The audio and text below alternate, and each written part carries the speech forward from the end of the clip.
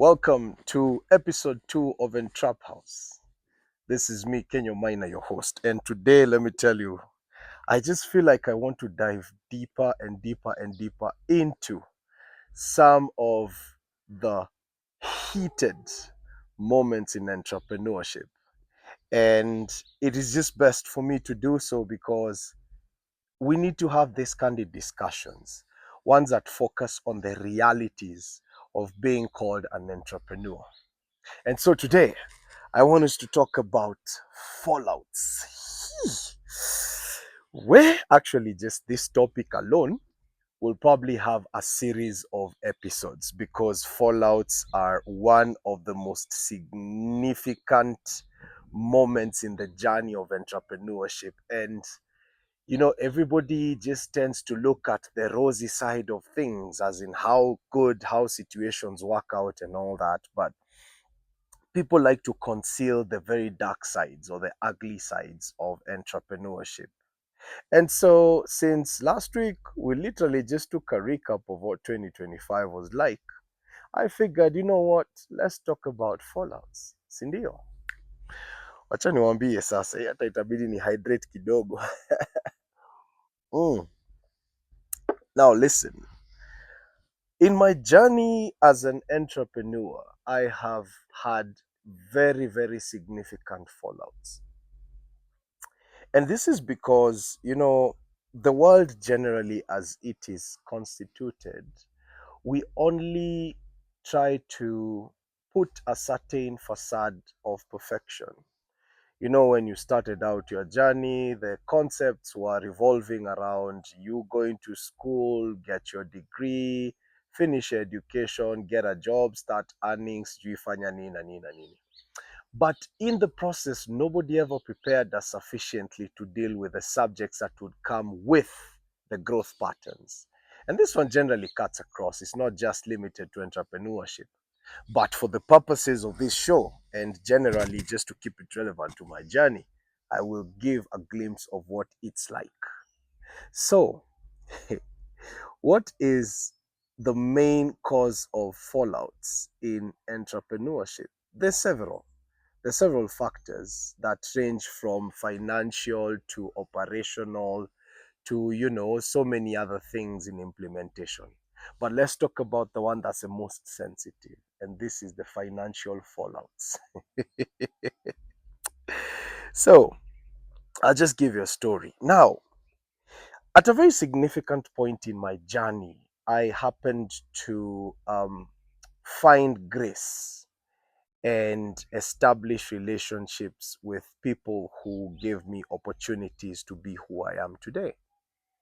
And truth be told, I can't say that I was the most qualified to gain such kind of opportunities, but I happened to be at the right place at the right time, speaking to the right people without knowing. So anyway, this journey takes a turn. This was around 2014, 2015. And at this particular time, I'd also gone through other episodes of fallouts in business, which I'll tell you before. In this journey, you get to know and interact with a lot of people, so they come and they go. So anyway, here I am at a very critical point of transition in my life, and I happen to meet people who play a very significant role in now my journey and entry into the building and design space. And so I started off small. I started as a fundi and I grew my establishment slowly, just being the actual technician. You can imagine, you're getting into a field that you have not really done a lot and gained experience out of. You have to structure how to make the business. You have to make sure the services are well done and deliver, and then you do your invoices. And then this time I was still going through a transition which needed me to really show up and just try to get my things going on. Nonetheless, here we are. I met this wonderful man, great heart, um, good focused, and a man who had a lot of grace. That's the word. And we did our go into the system. I grew. I covered so much opportunity over the years that I was able to even grow and transition and be who I am today. So the story of Fallout comes here. Now, after so many years, this brother of mine finally moved out of the corporate space and now came into this other side. I was very well groomed and very well set up to now at least open my space because my establishment had grown and I was in a capacity to do a lot of things. And so this is me sitting now in a position where I can give an opportunity, I can open a door and just allow partnerships, for the purposes of growth. Besides, this is somebody who I've done life with. So, hey, what's the problem? Just come in, sit in, let's work out, let's do something. In this very period, please note, as much as some things are working for me, a couple of things that were also working against me. Number one, my old man fell ill. And so we had to really see how best to come together, me and my siblings, with the little support that we could get and cater for the old man. That took quite a bit of finances. Just about the same time, one thing I never told you about this organization, it is an inherited organization. My dad used to be the MD, and then he handed it over to me. So now I assume an organization that had to also focus on a lot, trying to understand what he did in business, incorporate it to what the modern day systems are like, and just trying to really cover the gaps in between. And there were several gaps that needed proper attention. So, fresh blood, fresh injection, you just get things going. And then just about this time, I was hungry for expansion, hungry. Like I just needed to grow this establishment. I felt like I had already exhausted a lot about the culture of business that I had kept running for 10 years. And I needed now to graduate. And fortunately enough, I had a few opportunities that opened up that would take me to different spaces. So, hey, I was like, you know what? For me, one thing I do is the moment I have a connection with you, I don't even care about too many things. I'm like, you know what? Come together, let's do it. So my bro came in, and we started off. And in the process, there was a lot of sharing, and he went above and beyond and committed uh, money to the business and even helped me so much, even deal with my own personal issues on the side.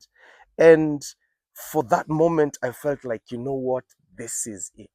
This is it. Where? So anyway, we set up an office. Things are going well. Um, just about the same time, we decided to take a bit of change and move into a different space of life. So we got a new house, and stuff changed, and then we started just moving together. Now, towards the end of 2023, 2024, we started, and we were on a very steady path. Like there was good business going on and we had a lot going on. But the first quarter of 2024, things started slowing down a little bit. First quarter was actually really good. We did good business. And we had that time expanded, gotten a lot of, support. I had a full office. I had never had a full office before. I used to work from the back of my car for the longest time. But now here we are now set up and things are now working out and stuff. Nonetheless, after the first quarter of 2024, we noticed that there was a tank in business. At this particular point, remember I told you there were a lot of other obligations. There was a lot of tax obligations that were being handled. There was some medical attention that needed to be sorted. We had just assumed a new space, so of course, even the quality of life changed a little. And all of a sudden, the ground just started to shift. Things started becoming a little bit, unstable. And so, second quarter happened to not be as busy. But we just sat down and said, you know what, it's just a phase, right? So we would attempt to do a lot of businesses, sink money in one or two areas, but the returns weren't coming as promptly as we would have wanted to, at least to sustain a lot going on. And so you know how that goes. Eventually, at some point, the curve just goes down and then it becomes a little bit quiet. So kidogo mnaanza kulizana, form inaendaje? Those moments when you're looking at each other like, hey, what's going on? But you're not really asking each other what's going on. So you're just riding on hope, but then you're also skeptical. You know that kawindo, eh? So tumekaa. We did a little bit of activities here. Within this time, of course, there are a couple of loans, so a little bit of money comes in and then boom, pesa inatoka, imemezwa na bank, ama sijui inaenda wapi. So in between balancing the obligations, in between paying the taxes, in between paying loans, in between, just sustaining, there was definitely a deficit. I mean, the flow of funds was not as good. Sasa tukadu nini? Tukakaa hapo tukijaribu kufikiria what's going on. At some point, our accounts went dry. And then tukaanza kushindwa kunaenda aje. So you know what happens whenever you're running a business in this magnitude and then the money starts dipping. For some reason, also the motivation, the drive also just takes a tank. And you're left wondering, okay, was this the right idea? Like, did we really think about it before we took into the expansion and stuff? And besides, there was all this going on, and here we are just wondering what's going on. Pale ile kitu inaitwa Gen Z movement of 2024 ika happen June. Let me tell you, wakati tulikuwa smack in the middle of it, during that Gen Z moment, businesses just went flat. Thinking that it was just a week, maybe two less. It happened to be that this would actually prolong, and it came in week after week after week. Sasa tumekaa pale kwa ofisi tunashindwa tunaendaje. At this particular time we're also falling behind on some obligations. You start finding that paying for rent services in the office and stuff like that wasn't as good. Plus, we're also individuals and we have bills to pay, we have lives to live. So kuna vitu mingi mtu alikuwa na feel, manze hapa hivi nikaa nachoma, hapa nikuchoma bet. Let me tell you, I just used to look at my bro's face and I would notice the change in demeanor, venye tu vitu zilikuwa zinaenda zikibadilika. The enthusiasm just went down. Unaona tu hapa hivi kunafaa kuwa na heated conversation about the status of events, but it's not really going on because we can all see what's going on. But even if we see what's going on, doesn't mean that life is stopping, right? So we tried to work out a few things, and then one day, zikararuka. We tried to do something to just get some opportunities coming our way, bearing the situation and how corporate business was also a little bit affected. It wasn't moving as well. Of course, now we're looking at a country where now we have all these taxes introduced and so many things happening. Vitu tu zinaenda zikiharibika. So ni kumaanisha we didn't get as much businesses coming from these corporate establishments that we were very dependent on. And then also just to mention, there were also some corporate fallouts that occurred due to one or two issues with payments and just structuring of works, which will be like a whole topic on its own. So putting all this together, now we are stuck in an office. We would go to the office, just sit down, literally do nothing. Just look at each other, we scroll through phones, Facebook, media, whatever's going on, trying to make a few calls on places where we could find meetings, probably secure meetings, and try to get some bit of business leads, but that wasn't equally moving. And then at the time, one of the clients that we're also working with very closely just gave out a communication that they were closing operations. So, hey, we have worked for these guys who've taken up quite a lot of our resource, and you get a communication that they're closing company, and that is one of the only surviving companies you have, and then just left wondering, guy, kunaenda wapi? Anyway, so that's when Ecofiti started. And if you've interacted with my content, Ecofiti was established to bring about um, our expertise into domesticated spaces or non-structured spaces, as I would call them, because there's a deficit of expertise and services in areas where people dwell, low in whatever, just residential dwelling and stuff. And we tried to implement it at the time, but whenever you're trying to come up with plans, you don't always anticipate that everybody sees things the way you do. And so there was this particular point where I felt like, yo, this push is not being embraced by everybody because people were taking their own trajectory. And I just happened to be, holding this particular structure. And in that regard, my brother really helped me to get a few gigs that went on. But then again, the money coming in vis-a-vis the noises that you're dealing with wasn't enough. So you can imagine the deficit that came about as a result. Sasa tumekaa hapo hivyo tukaangaliana. I remember one day I just came back to the office and I looked at everybody and I said, we're really not going to change this situation if we just sit here. We might as well throw ourselves out there and do something, and then we converge when we have something to offer. Sijui kama hiyo statement ilitrigger vitu yani, when you put a statement like that, you might be talking about it in the best way possible, but it may not have gotten to the parties in a nice way. That day, niliangalia tu vile kulienda, office went mute. At the end of it, ikona tu watu wameamka, watu wakachomoka.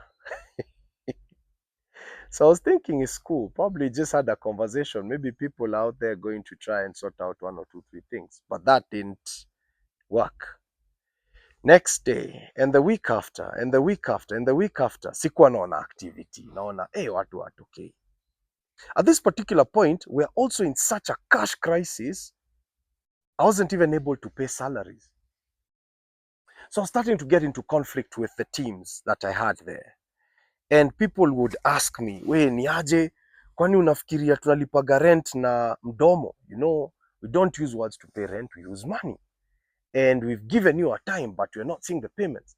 And me this time, I'm also trying to petition the companies that owe us to pay us.